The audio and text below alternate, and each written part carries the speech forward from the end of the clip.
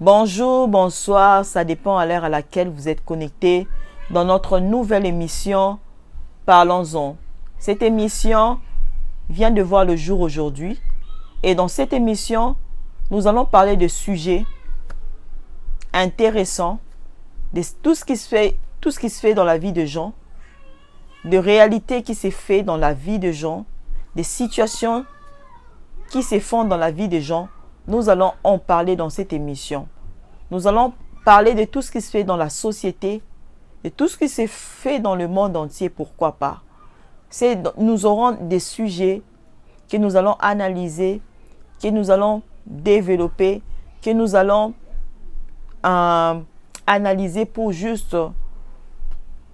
aider ceux qui vivent ces genres de situations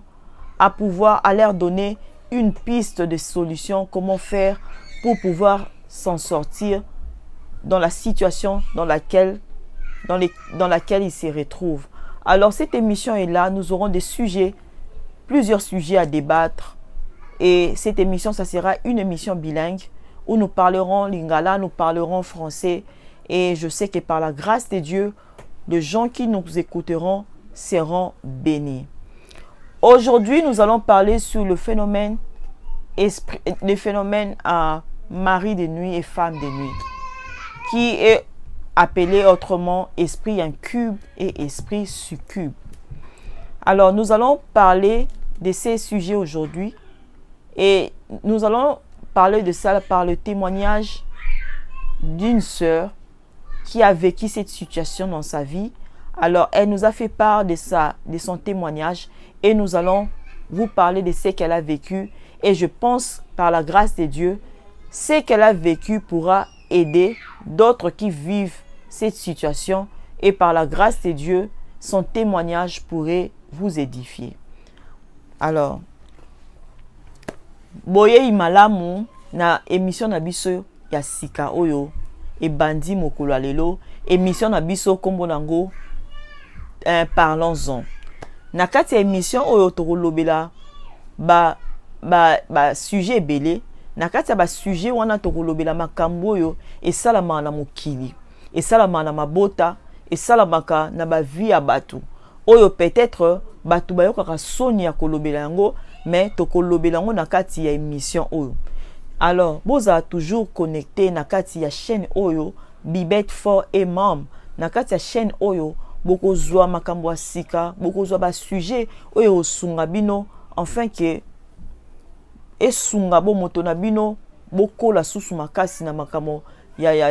na makambo ya Nzambe, bokola susu makasi na makambo molimo et puis par la grâce de Dieu boko pambola malisu davantage. Lelo yo sujet to yaki poto lobela eza makambo likambo etali mari de nuit na femme de nuit. Eza sujet oyo likambo yo etouchaka bato ebele oyo peut-être bato mususu ba vivango na ignorance ayebi na ete nini asala. Mutu mususu pe amonaka na yango pe mais ayebi te soki eza yango to yango te. Alors na kati ya lisolo na biso lelo na témoignage oyo tokobeta ya ndeko mwasi moko boye asolele biso lisolo na ye ya makambo wana banda ko vivre et kosunga yo mutu ozolanda nga na tango oyo oyeba kososola soki yo poza nango to oza nango te oyeba ndenge nini okoko bondela po esunga yo ya kozwa pe délivrance na yo. Alors eza na ndeko l'esprit tant tolobaka na nini to comprendre esprit ya mari de nuit na ya femme de nuit eza nini. Babenga yango esprit incube na esprit succube. Esprit incube eza démon moko boye masculin oyo ayaka po azala likolo ya mwasi, ayaka po asangana na mwasi. Et puis esprit succube aza démon ya mwasi oyo ayaka po asangana na mobali. Alors objectif ya milimo wana eza nini, eyaka po détruire ba vie ya bato,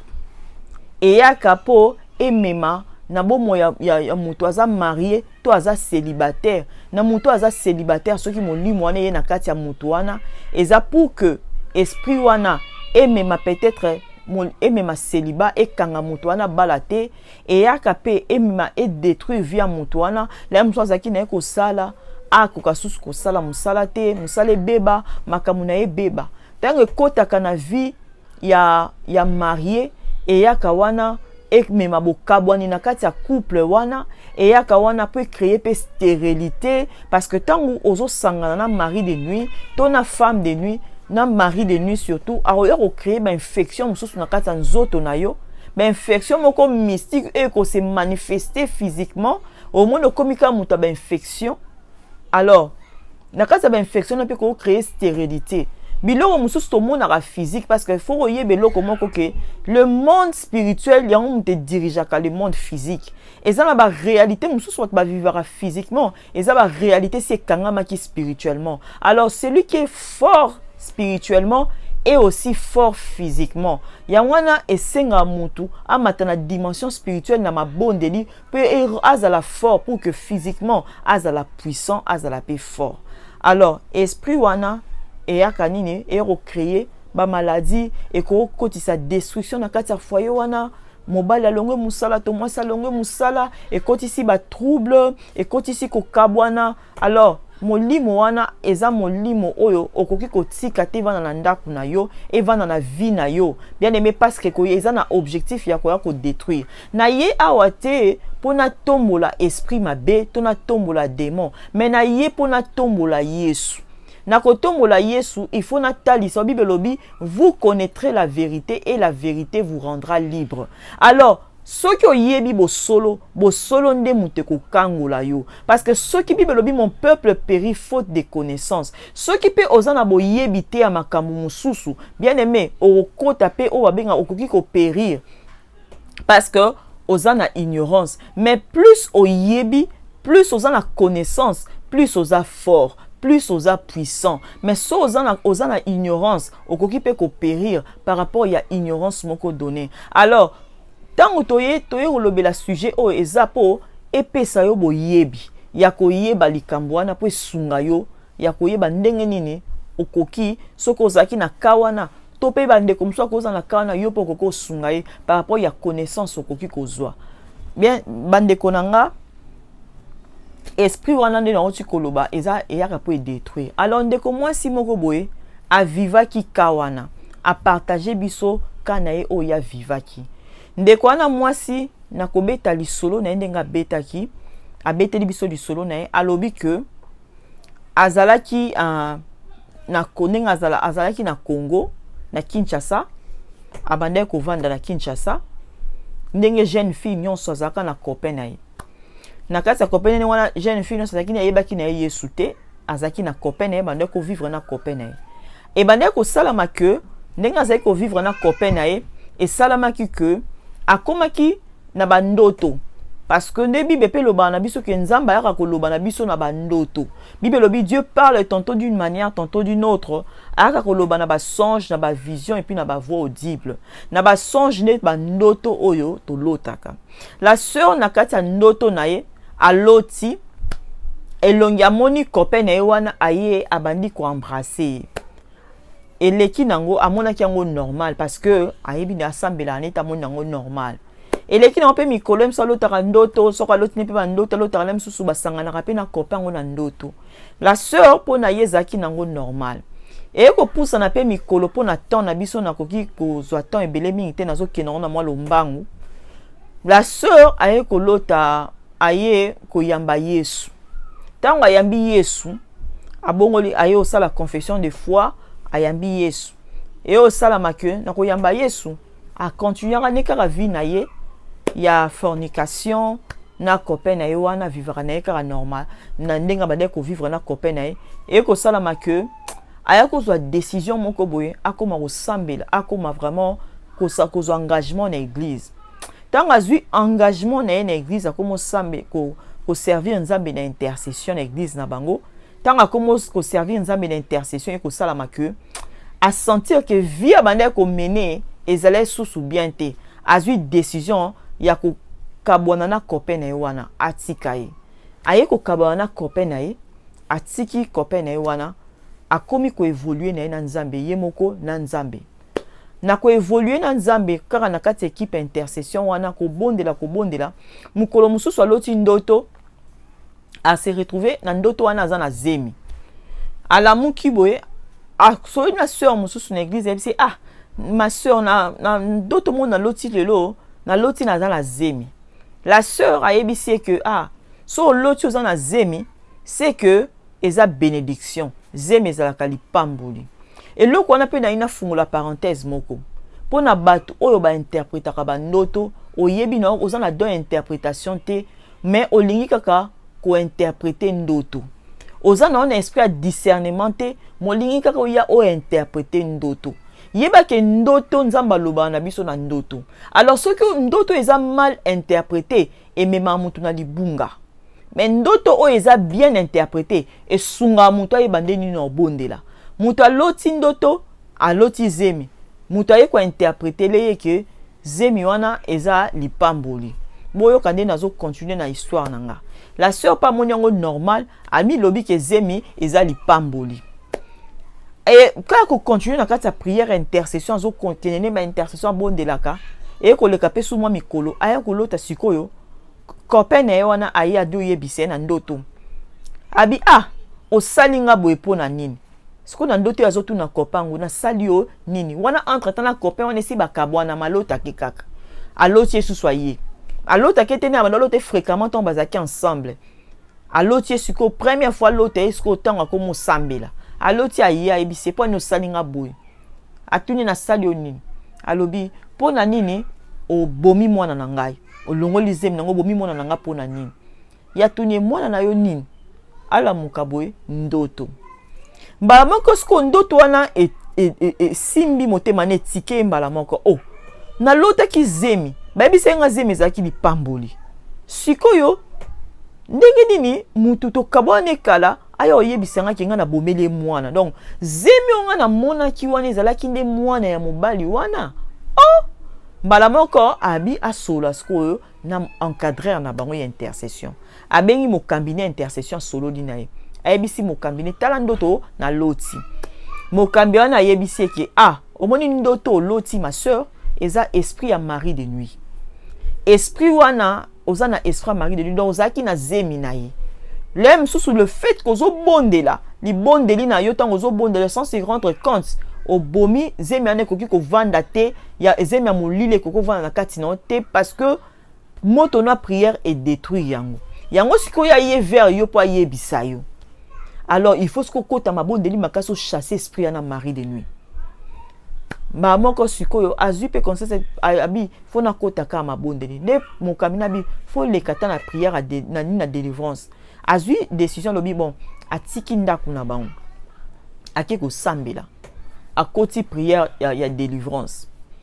avant babanda prière ya délivrance akene ko sambela ko atiki ndaku ko mo sambela ko lala na église kuna ko sambela nde ko sambela yo leka na délivrance wana basali prière na kati ya délivrance. Allez na prière ayo sala na kati ya délivrance et ko sala ma que tant asali prière à délivrance ayo yebisanga que amoni azalaki place moko boye alataki lamba moko ya mwindo mutu moko alongoli lamba na mwindo alati robe pembe wana ndoto aloti mbala moko ayebisi mokamina lobi c'est que délivrance oyo prière ototo sala nzamba pesi o délivrance na yo siko eloko moko pe na lina loba na mukanda ya zela tanga versango na mukanda ya Galates 5 na verset 1 Bible lobi na biso nini c'est pour la liberté que Christ nous a affranchis mais ko bakisa susu demeurez donc ferme et ne vous laissez pas mettre de nouveau sous les joug de la servitude. Verset natangi na koyebisa bino pourquoi natangi verset que Christ c'est pour la liberté que Christ nous a affranchis. La sœur après kozwa délivrance na ye la sœur avant dit ne peut prière à intercession azo continuer na pe ko bondela azo continuer na le fait kazaki kana kata ma bondeli wana azo continuer ko bondela akomene ko lota bandoto na ya normal bandoto na ya visitation a comme na vie ne comme nango normal et ko arriver sous période moko boy a ko sentir sous attaque moko boy ba période wana ezaki ko ba période ezaki que azai pena ko prier ne ni sous comme il se doit te nde sikoyo verset oyo ko ya na ninyo bible lobi toza la ferme Nzamba zo loba ayebisi alobi bo demeurer abi demeurer ferme pour et ne vous laissez pas mettre de nouveau sous le joug de la servitude. Bible c'est pour la liberté que Christ nous a affranchis. Mais Nzamba Bible ko baksa bo demeurer ferme. Pour pourquoi il s'amozon a sousté na se a joug ya servitude. Donc Christ c'est pour la liberté que Christ a yé ko affranchir biso pour tous à la libre. Affranchir biso pour tous à libre. Mais biso motos à la ferme. Poto zonga lisusu te na se ya joug ya servitude. Na se na kati ya servitude. Toza la ferme. Fermeté na biso ko oza na nini. Ozaki ko bondela. Continuez toujours ko bondela. Zala ferme na kati ya prière na yo. Po zonga lisusu te na joug ya servitude. Pourquoi? Parce que Satan a luka toujours voisin moyen kota pour détruire luka. A kota la temps on est tant comme faible. Yangwana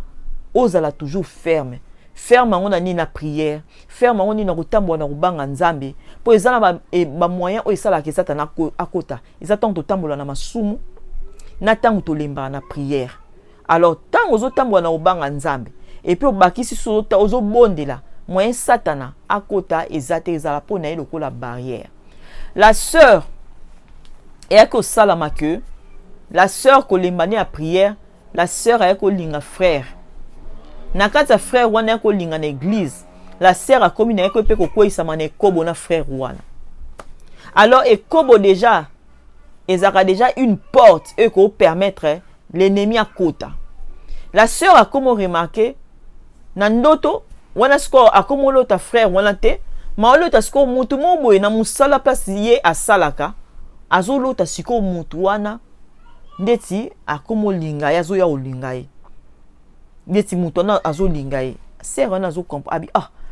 mutu to sala ne azo linga nga alekisa kyango. Siko tanga alekisa yango et pousse le pe mikola comme ça loti mutu na comme yele lokola mari de nuit. Abi esprit ngo zongi lisusu. Nzo rande sans se rendre compte que moi fungoli porte o esali ke nemi azonga. Ale e ko sala make la sœur wana a comme remarqué na ilongi na ye. Amoni penzako aza mutu pembe. Amoni aza pembe penda ba pembe makasi te mais aza chocolat. Mais elongi na ye ebeti ba tache moko boy. Abi même mafuta na pakolaka ça fait 10 ans. Et salanga tache te yango na sobi mafuta faux to anina komi kutu ko luka pasa yeno sobi mafuta po yebisa mukolo boutique wana tekeninga mafuta faux. Nzoka ezaki problème ma mafuta bando pakolate. Ezalaki esprit wana ezali na kati na mari de nuit. Nde mutebane ko agir bo na kati na ye ezaki mafuta te parce que tant esprit ne kota et ko lati so même masque à vieillesse c'est wana salata i masque à vieillesse lati c'est masque à vieillesse yazo kanisa za mafuta o ya sombaki zo kande za mafuta te ezalaki masque balati saki soki ka kutena batu do masque comme penako so akutena batu baby boy poani elongi comme ba bouton baby boy poani abi na o comprendre te abiti na ndako na biso ko isanga yo okomi longi no ndenge mafuta ni ozopakola baby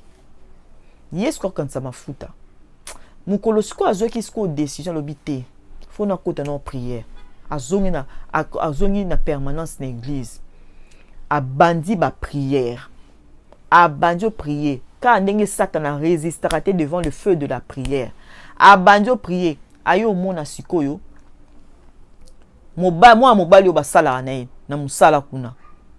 amoni na ndoto mwana mobali wana azaki siko neti libanda ya lopangu na bango abi azali na lopangu na bango donc na lopangu na bango donc bazaki bango ba telemi na libanda lopangu na bango ba telemi siko mwana mobali na zo ebise yo zo boyanga pourquoi zongsanga biloko nga na pesaki yo ye pesiko lobi zwa biloko no na pesi yo zwa la fille abando zonga abina bando zonga na kati ya lopangu na biso. Les garçons bandio landanga na lopango na koti sikoyo to bando kitisa ba fenêtre po azwa accès ya kota na kati ndako na biso te po akomya kokota aya po aya komenace nga landanga ti na ndako abi na kitisi ba fenêtre siko mwana mobali yango asimbi siko eloko mo abi na eloko wana simba ki na ndoto wana ezaki lokwa milinga azwi siko milingana abua kile na kati ya ndako siko tango abambi na fenêtre milinga wana sikoyo ebeti fenêtre ekuei ale ala mukabu ndoto milinga wana esprit donc na ndoto wana tonga bondeli donc nzamba lakisi ke ezaki esprit wana nzamba pese victoire likolo ya esprit wana mari de nuit mais milinga wana ce que ezaki ni eza lokola envoûtement donc soki ka milinga wana ekotaki na kati ya ndako wana enga sa nini yo monika kia na bengani akei mais milinga eza lokola envoûtement envoûté au lisusu po zonga lisusu na kati envoûtement parce que l'esprit là lorsque azo opérer envoûté okoma physiquement bona bo moto olinge te mena buto comme olingai po anyozo linge te parce que olinge mozo linge na se ya effet ya envoûtement azo ya ko envoûté yo la sœur habitant na sali prière wana abi na pakola kaka même mafuta na mano pakola mbala moko éclat na nga ezongi na elongi na komi mbala moko bien abi avant kutu nanu na koma tina mona elongi abi na koma kiko na komo senti ba démangeaison na côté na biso abasi alobi ba démangeaison komo salanga makasi na ke na hôpital ozana ba infection makasi azo comprendre te ba infection go euti wapi zokande ezale kaka parce que molimo wana ezali na kati parce que esprit wana ara kopesa ba infection kati ba infection na peka so négligé ko yo bota pe no mona bato mususu stérilité kota po nini yo kanzaka stérilité neza normal nzokande stérilité mususu o kanzaka stérilité na ngeza lokwa ya kaba Sarah na Bible bakaya ba Anne ba stérilité mususu ezaka ici na esprit à mari de nuit esprit impur avandi na kati na yo ayo kokanga mabota na yo kotoba infection mo kokanga mabota na yo alors plus oyebi vérité plus osungo ndeni okobondela po benga nango akende musika na yo po vivre siko liberté na yo vie o Yesu abongisa epo na yo vivre parce que o aza kati na biso aza plus fort que celui o aza na mokili alors o aza kati na biso apesa biso pouvoir alors pouvoir ango apesa ngo poto exercer sur milimo wana alors plus oyebi ekosunga yo oyeba ndeni ya ko exercer pouvoir no likolo na yo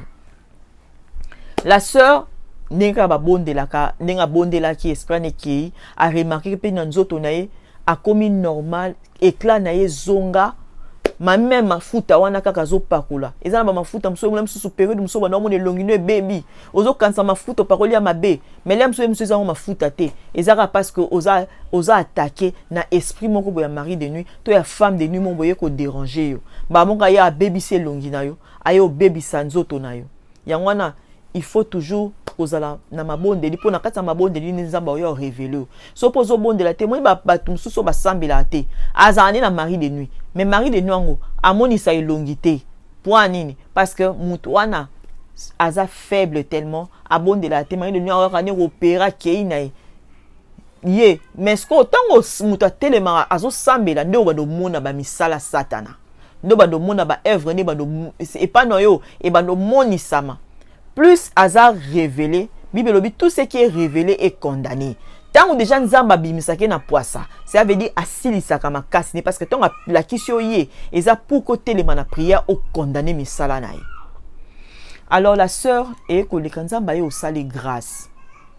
Nzamba sali grâce, la sœur ayo okutana. Bon excusez-moi. Nzamba yo sala sœur avant akoma na étape nzamba sala grâce wana ayo sala que na frère wana ba yo kabwana le frère obazaki nae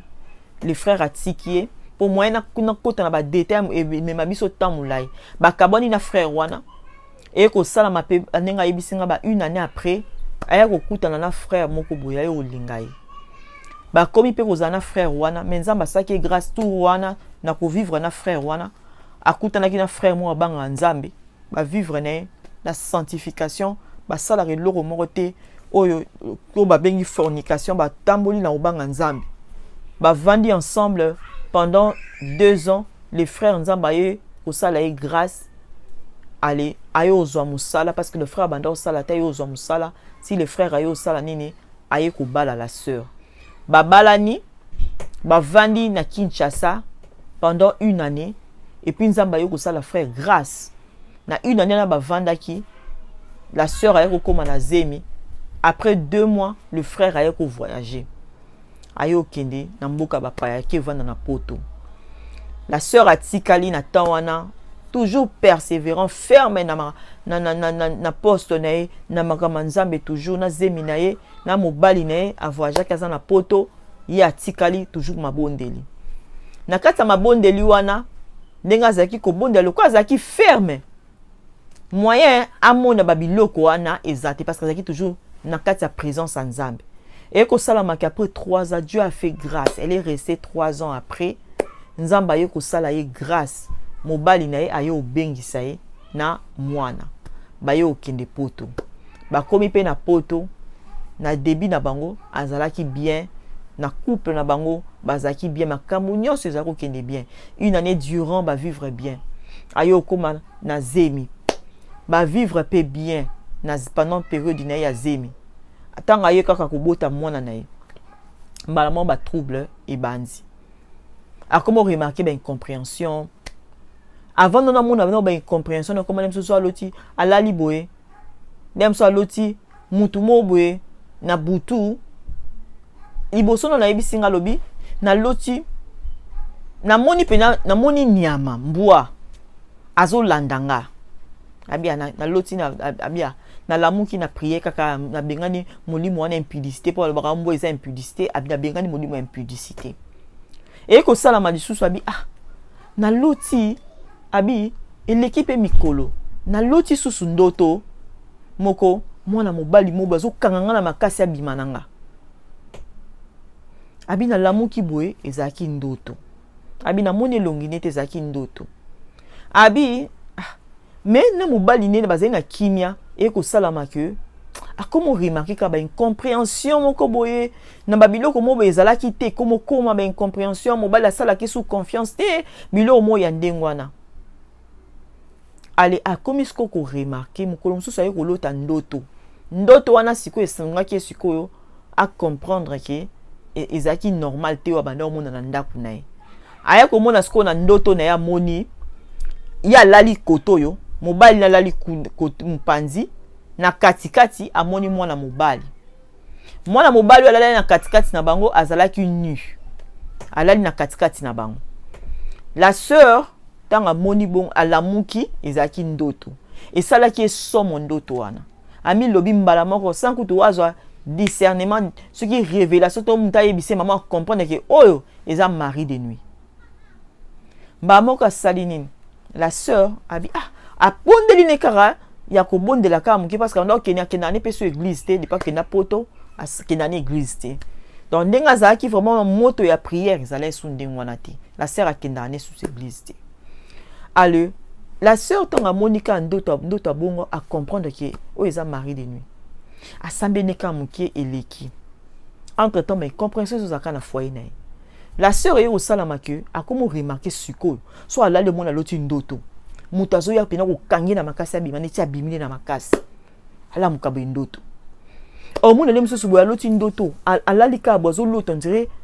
na kati ndoto zo sentir plaisir mo bodiraza azo sangana na mobali ala mukabo ndoto abi Jésus o mona la mukibe ndoto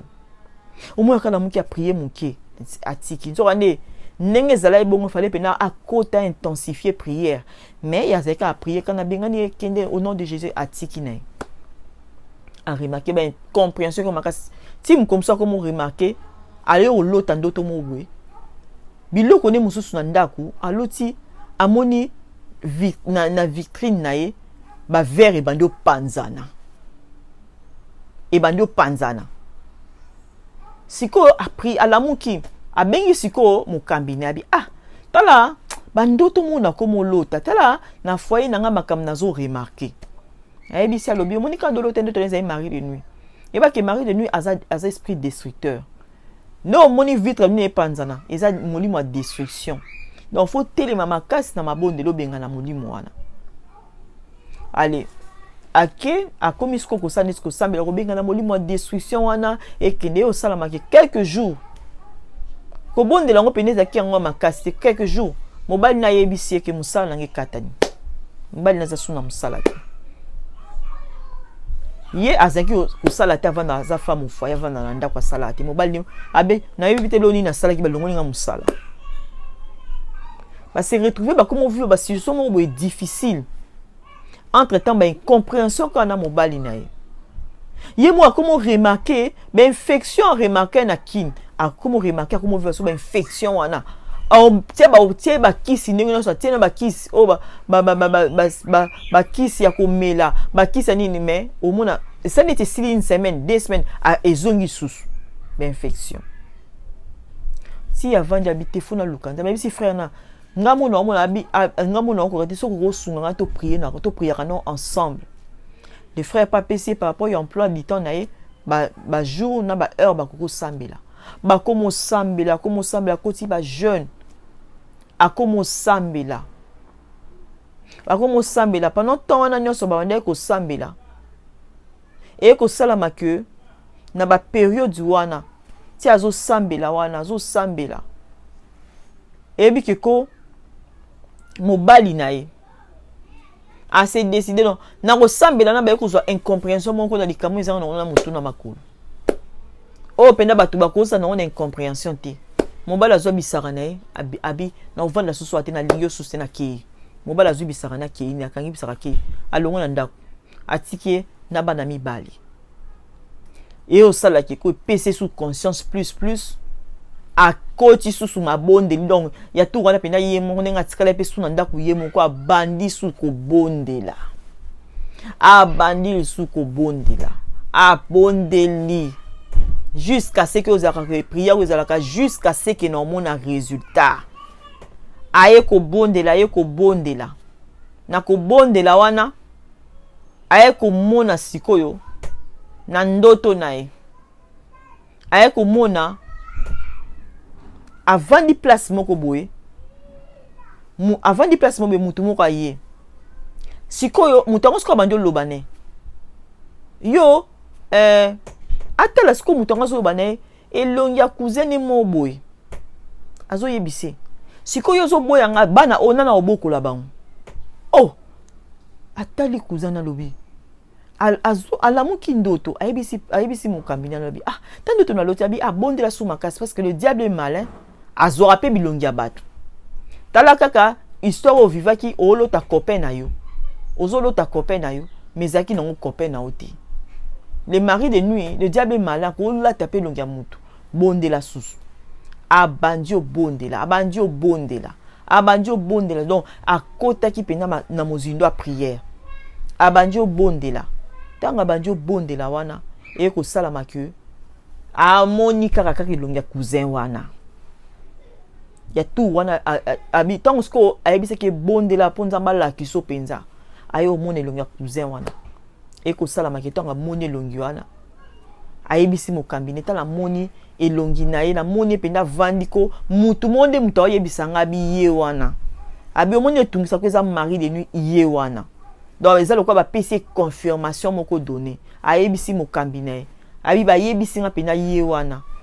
de mokambine lobi OK ça sikolo ko le comprendre que ça y bondela parce que bitumba neza nango ya physique te ko benga na téléphone o menacer yo bondela chasser parce que ya o combattre en esprit azo combattre physiquement te yo pe bundisa na esprit après abandio bondela ndesko ayo mona azale place moko boye lokwa ba place moko ya verdure nini ba matiti ya vert amoni cousine côté kuna azali kwa côté place moko ya salité azo yebise obengani nga pona nini bongo bana oyo azo lelaka bongo bana oyo zo boya nga pona ni bongo bana oyo to boti ayebisi su mokambina na l'autre deuxième fois oyo za deuxième fois ndoto azo réclamer pona bana mokambina bisko bondi la bana wana bazika bazala détruit abondeli ti nzamba ye ko l'accès victoire que avant d'abina se retrouver na vandi likolo ngomba mobu na lati elamba mobu ya pembe na lati nazo seka na otala batini na senga na siko likolo abi ne mokambi lobi nzamba pesio victoire mais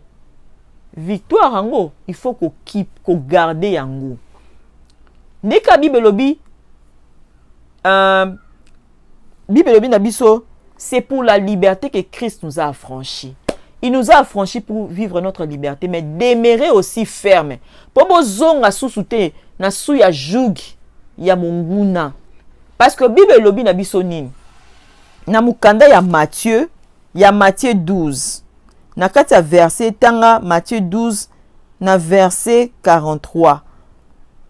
Yesu azo expliquer lobi soki lorsque molimo obengani au chasser esprit impur parce que Christ a pesi biso pouvoir ya chasser ba esprit impur malobi soko chasser esprit impur tango akei koyenga et que a se retrouver par sa kei na liezari do tindi amoni ke ana ninta o Lucas kwa sa nini azonga na ndaku wana place azalaki po na ye eza ndaku na ye tango o Lucas ko azonga soki azongi et que a se retrouver que na place o ya zongi akutango eza blindé au sala nini akei ake luka susu 7 fois esprit 7 fois plus fort pour ba ya lisusu alors so ba ye okuta susu ayo luka susu 7 fois tonga ko ya so ka kuti kuna muto wana zaki blindé te akuti espace akuti tonga ko s'installer ako luka détruit oyo au sala na kati ya nzoto wana ekoza plus pire oye asalaki avant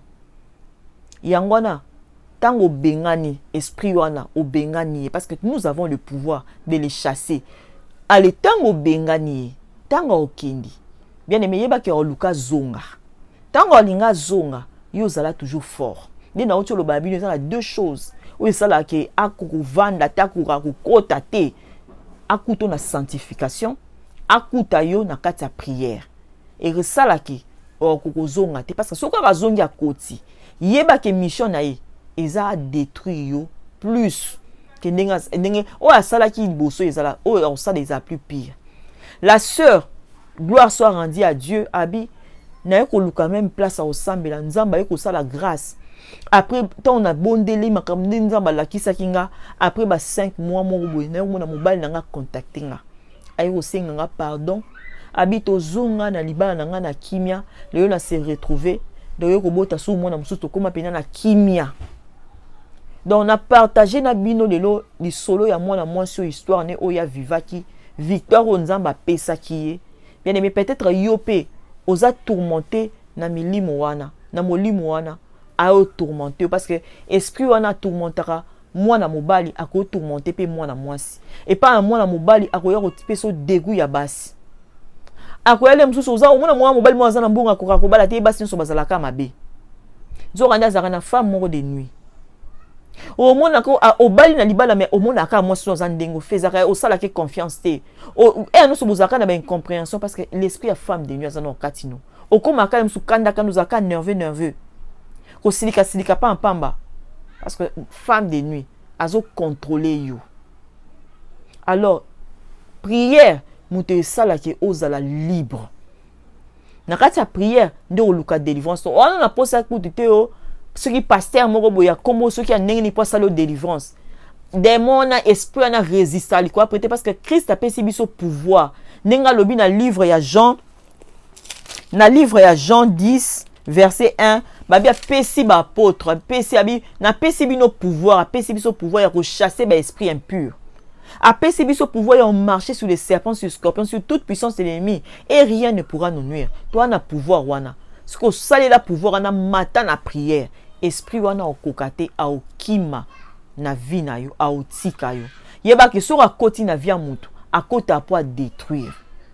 yango mona bato mususu lelo tozo mona bakota na ba homosexualité mutu ayo pesa dego mona omona ozasu na dego okoma na dego abana basi eza esprit wana omona femme de nuit avanda pas moi mobali wana mona moi si musu akoma na dego abana mibali akoma frigide aza moi c'est libala mais ayokaka mobali na ye plaisir te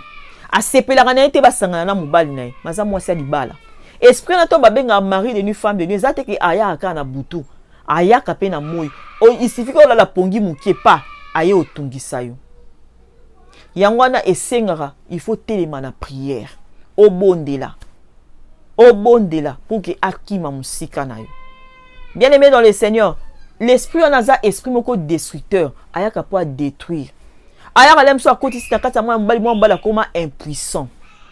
Alors il faut que bondela yem taza source ya ba division belé na kata ba foyer yem taza source ya ba séparation belé au moins aura l'occasion de rien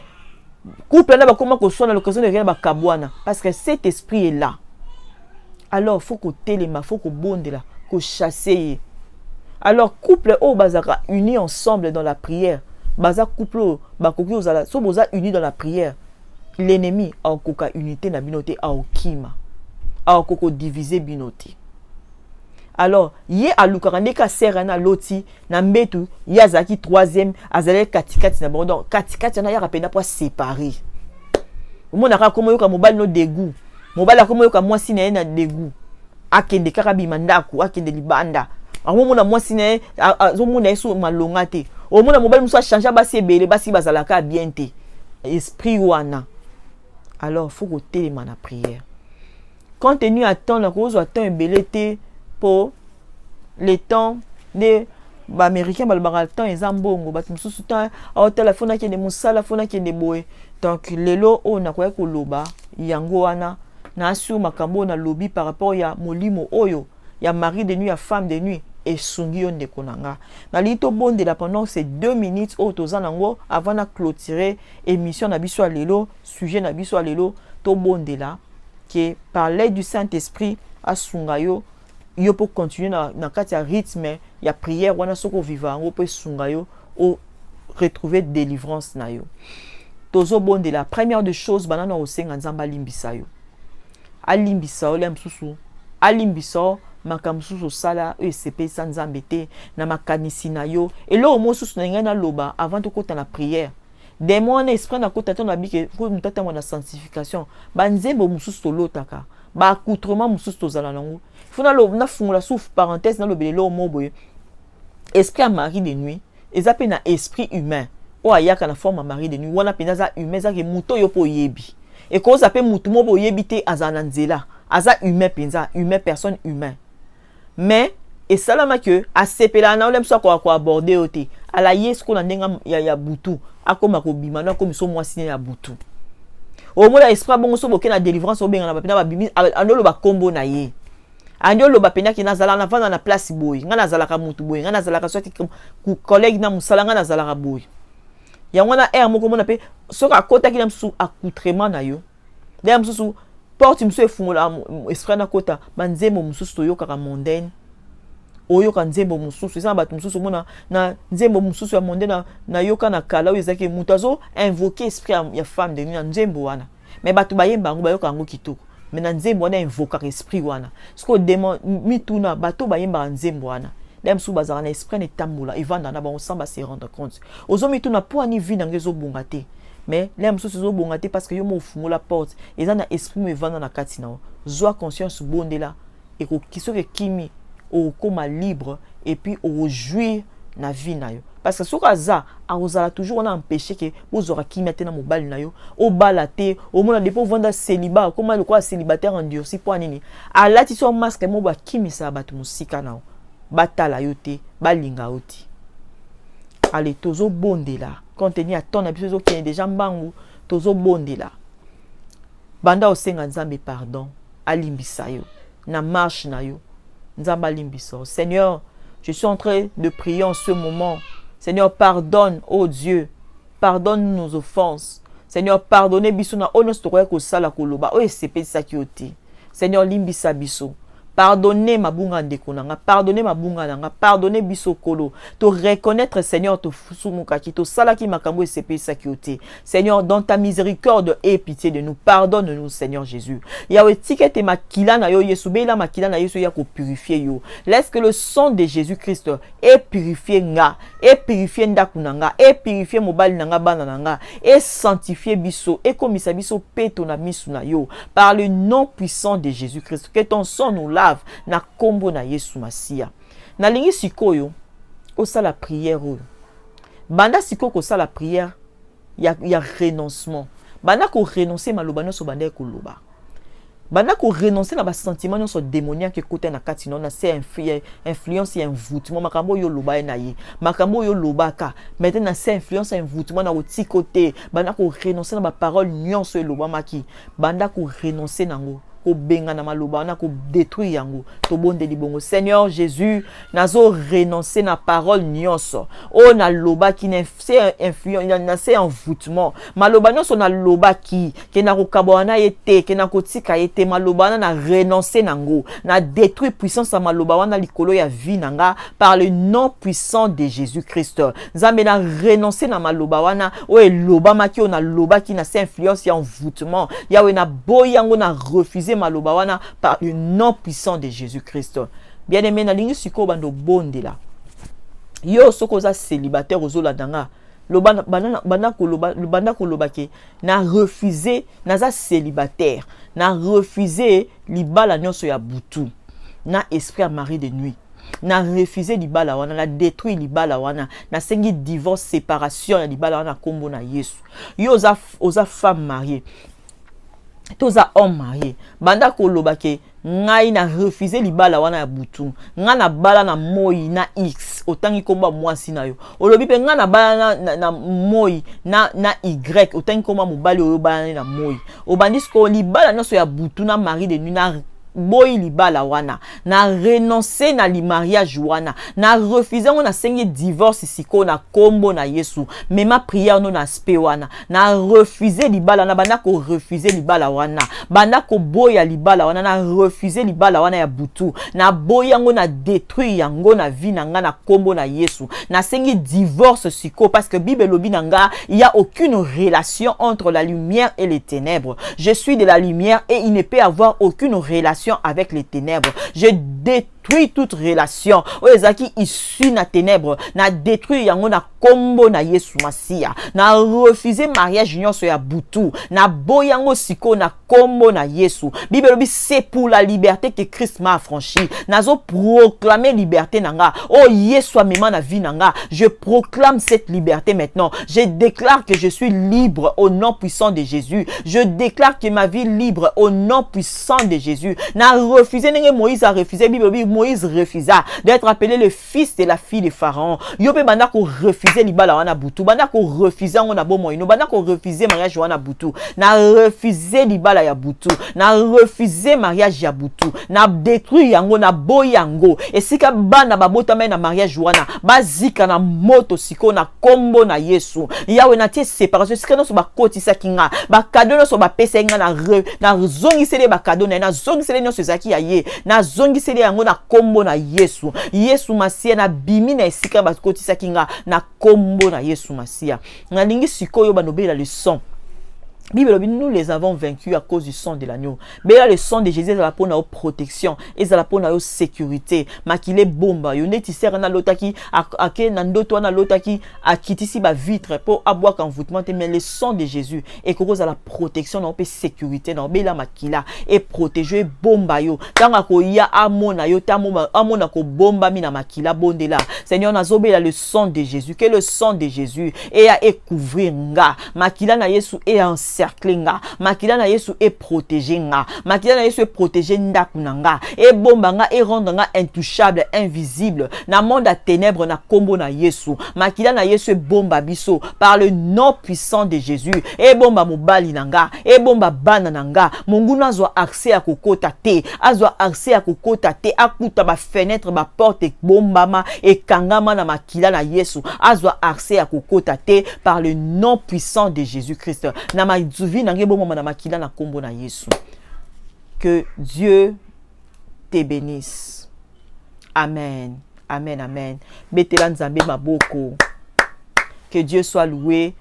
Continuez toujours na forme où il y a prière ou tout ça là. Continuez toujours na forme. Voilà. Intensifier on sous côté na sous na profondeur. Nabi ki na grâce à nzambe. Ba témoignage ko sama. So moni ko zape na muto, on a besoin muto sungo na prière.